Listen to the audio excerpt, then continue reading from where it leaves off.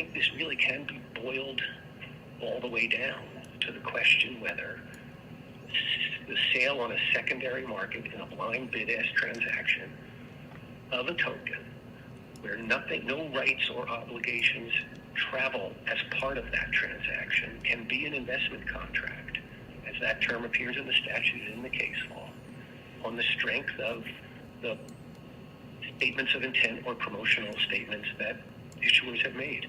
I think the case, at least this branch of the case, boils all the way down to that.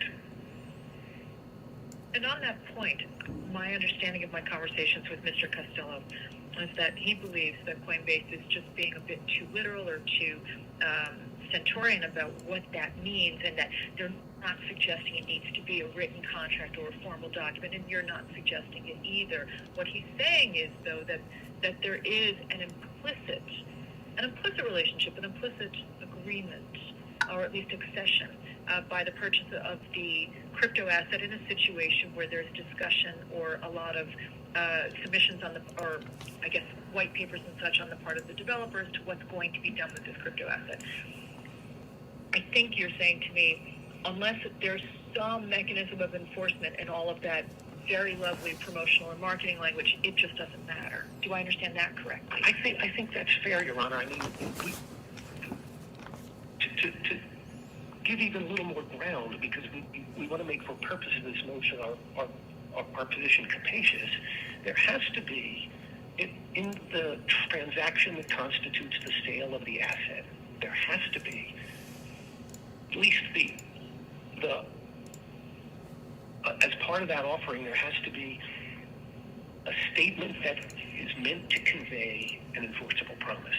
That's the irreducible minimum of what can be conceived to be an investment contract, knowing that we're talking about contracts in the securities law context. If you don't have that, then you don't have a contract of any kind anywhere in the vicinity, and therefore you don't have an investment contract. And here again, I would keep coming back to the real estate cases, where you had all sorts of blandishments and suggestions about what was going to be built out. And the courts, one after another, said not enough. I talked about Deleuze and Rodriguez.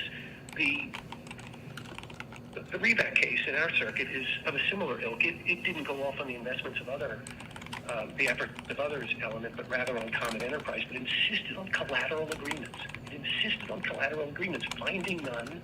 The Second Circuit rejected the investment contract claim. So we don't think it's fair, reasonable, or sensible statutory interpretation to say that you're insisting on too much when you're talking about an investment contract to look for a contract. And the SEC has said that itself more than once. The Supreme Court has said that itself. These cases all come out the same way. And what's marked here in our judgment, Your Honor, is a departure. We've been criticized a little bit, I think, from our friends at the other table for saying the rules of Howey and its logic and reasoning don't apply to crypto. I think the shoe's on the other foot. I think what's exactly being promoted here is a view of what an investment contract is and has been understood to be under the cases and within the statute that's completely different than has ever been the case. It is not we who are unwilling to faithfully apply that statute and that case law. It is the Commission. They are trying to stuff these transactions into the investment contract rubric when it's perfectly plain from the words of the statute and the decided cases and the chair's statements that they don't belong there. We think that's what's happening.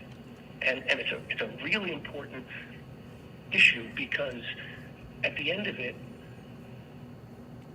agencies have authority, and the Commission has broad authority within the world of securities to regulate, but it does stop at the water's edge.